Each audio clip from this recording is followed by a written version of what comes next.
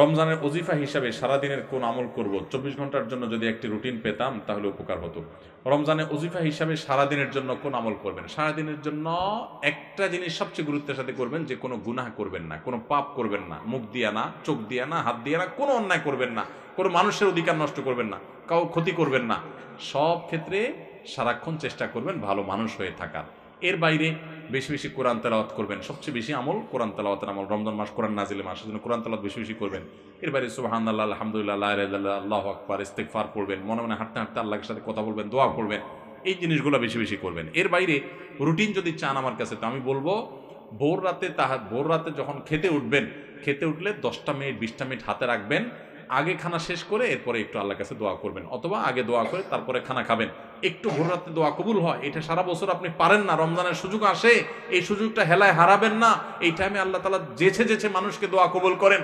আমি এর আগে বিভিন্ন জায়গায় বলেছি, বাংলাদেশের একটা প্রসিদ্ধ এবং প্রথম সারির একটা বিজনেস প্রতিষ্ঠানের এক ভাই, তিনি আমাকে তার অফিসে দেখা হওয়ার পর কিছুদিন আগে, আজকেও তাদের অফিসে আমি গিয়েছি একটা কাজে, তো আমাকে দেখা হওয়ার পর বলছে, ভাই একটু আসেন। ওনার অফিসে উনি বসালেন, চা খাওয়ালেন, এরপরে বললেন যে ভাই আপনার একটা আলোচনা থেকে আমার জীবন পরিবর্তন হয়ে গেছে। আমি বললাম কি? আমি বলছি কোনো ভালো কাজ শুরু করছে? উনি বলেন না ভাই, কাহিনী ভিন্ন। কাহিনী হলো, আমার এমন এক রোগ হয়েছে, এই রোগের জন্য দেশের সকল ট্রিটমেন্ট তো আমি নিলামই, দেশের বাইরেও বহু ট্রিটমেন্ট করেছি, কিন্তু কোনোভাবে আমার রোগ ভালো হয় নাই এবং আমার ট্রিটমেন্ট হয় নাই। আমি জীবনের আশা ছেড়ে দিছি। এরকম ভয়াবহ পরিস্থিতিতে আমার কোম্পানির থেকে চাকরিও নাই, কারণ আমি কাজ করতে পারি না, অসুস্থ।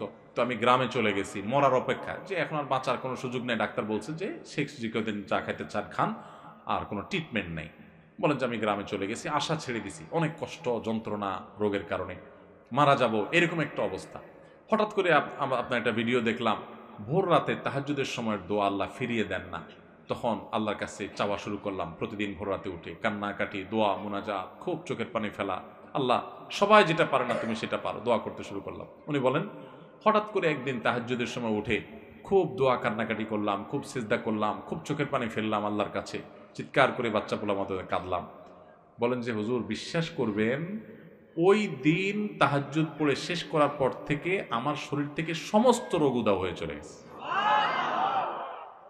আজকেও তার সাথে দেখা করে আসছি। ইন্টারেস্টিং বিষয়, আজকেও ওই লোকের সাথে আমি দেখা করে আসছি, একটা কাজে গেছিলাম তার অফিসে। আজকেও ওই ভাইটা আমাকে বললেন যে ভাই, এরপর আমি শুধু সুস্থ হয়েছি তা না, আমি আমার কোম্পানিতে আবার ফিরে আসছি। আগে যে ডিউটি ছিল আমার প্রমোশন হয়ে ডিউটি আমার আরো বাড়ছে, এবং আমার কোম্পানির চেয়ারম্যান সহ সবাই আমাকে আরো বেশি আস্থা রাখে। ওনার সামনে থাকা পিয়ন অন্যান্য লোকদেরকে আমার সামনে ডেকে বলতেছে, এই তোমরা বলো, আমি আগে যে বদমেজাজি দেখাইতাম, আছাড় পিছাড় করতাম, রাগ জাহির করতাম, আমার এগুলো আছে এখন? বলে না স্যার, এগুলো কিচ্ছু নাই এখন। শুধু সুস্থ হয়েছে না, আজীবন আমূল পরিবর্তন হয়ে গেছে। ভাইরা আমার, এই ভোর রাতের দোয়া বড় গুরুত্বপূর্ণ। রমজানে কিন্তু সেই সুযোগটা আসে, এই জন্য সাহারি করতে উঠলে একটু দোয়া করবেন, ঠিক আছে তো ইনশাআল্লাহ। এরপরে ফজর নামাজ পড়ে পারলে একটু তেলাওয়াত করে শাক করে তারপরে দরকার হলে ঘুমাবেন, আর দরকার না হলে নাই। এবং ডিউটিতে যখন যাবেন, ডিউটিতে কোনো ফাঁকি দিবেন না, পথে কারোর ক্ষতি করবেন না, কাউকে খারাপ কথা বলবেন না, আজে বাজে জিনিস মোবাইলে দেখবেন না, হারাম থেকে বেঁচে থাকবেন। জোহরের ওয়াক্ত হলে টাইম মতো নামাজ পড়বেন, আবার আসর ওয়াক্ত হলে টাইম মতো নামাজ পড়বেন। বাসায় এসে স্ত্রীর সাথে ইফতার বানানোতে সাহায্য করবেন, শুধু মুসে তাও দিয়ে বসে থাকবেন না যে আনবে আর বসে বসে খাবো। একটু কাজ কাম করবেন। নবী সাল্লাল্লাহু আলাইহি ওয়াসাল্লাম মেয়েদের কাজে সহযোগিতা করতেন। এরপরে আগেভাগে ইফতার আগে একটু দোয়া করবেন। ইফতারের পরে সকাল সন্ধ্যার দোয়া দুরুদ ইত্যাদি পড়ে তারাবিতে চলে যাবেন। তারাবিতে সুন্দর করে মনোযোগ দিয়ে কোরআন তেলাওয়াত শুনবেন। তারাবিতে কি পড়েন, হাফেজ সাহেব কি পড়েন, সেটা তো আপনি শুনেন, বুঝেন না। এই জন্য একটা বই আমি লিখেছি, এবছর নতুন আমাদের বের হয়েছে, তারাবির সালাতে কোরআনের বার্তা। একটু দেখে নিতে পারেন যাওয়ার আগ দিয়া, যে আজকের তারাবিতে হাফেজ সাহেবরা যে পারা পড়বেন সে পারাতে আল্লাহ কি বলছেন। 3-4 পৃষ্ঠা এখানে দেওয়া আছে, দেখে নিলে আপনার তারাবিতে আপনি আলাদা একটা তৃপ্তি পাবেন। এরপর তারাবি পড়ে এসে যত দ্রুততার সাথে সম্ভব শুয়ে পড়েন, কারণ ভোর রাতে আপনাকে উঠতে হবে। এভাবে আপনি পুরো রমজান মাস গুনাহমুক্ত থাকার চেষ্টা করেন, হারাম মুক্ত থাকার চেষ্টা করেন।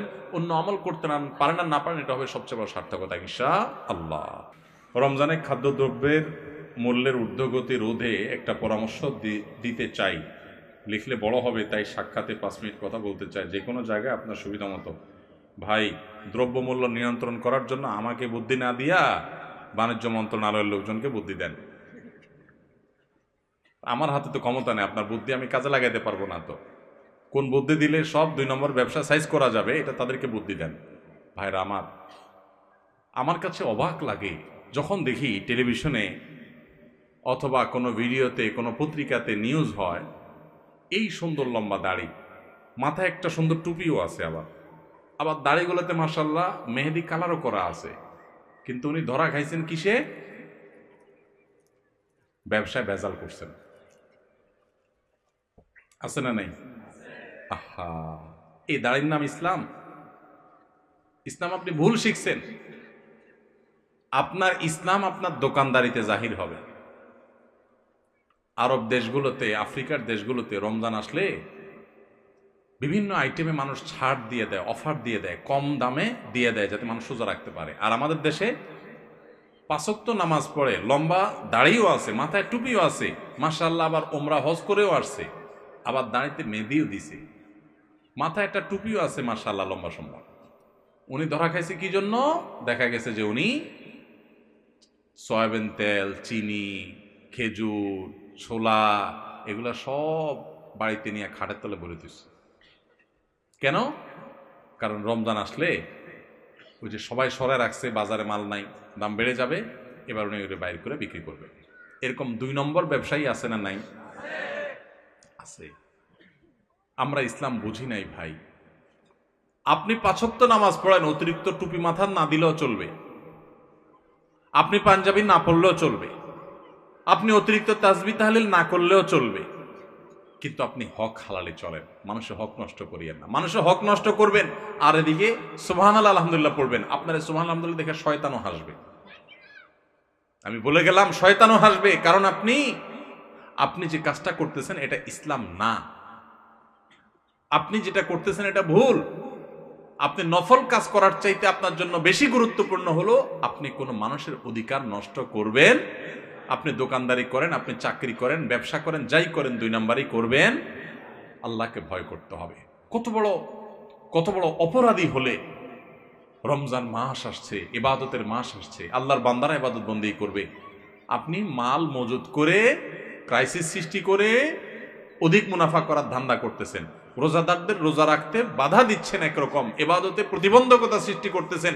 আপনার চাইতে বড় জালিম আল্লাহর জমিনে কে আছে? এই অবৈধ টাকা, এই হারাম টাকা, এই গুনাহের টাকা, এই 2 নম্বরই টাকা, মানুষের রক্ত শোষণ করে যে টাকা আপনি কামাও করবেন, এই রক্ত চোষার টাকা, এটা বহুত হসপিটালে বিল দিয়ে আসবেন, আর রোগের কষ্টটা ফাও। বুঝেন নাই কথা? 2 নম্বরই টাকা কামাই করবেন, এটা যেভাবে কামাই করবেন ওইভাবে চলে যাবে, আর ফাও রোগের কষ্ট ভোগ করবেন। এখানে যদি শেষ হয়ে যেত তাহলে তো হইতো। এটাই শেষ না, এটা শুরু। আসলটা কিয়ামতের ময়দানে পড়ে থাকছে। এই জন্য আল্লাহর ভয়ে সমস্ত হারাম ছাড়বো তো ইনশাআল্লাহ। আল্লাহ আমাদের তৌফিক দান করুন।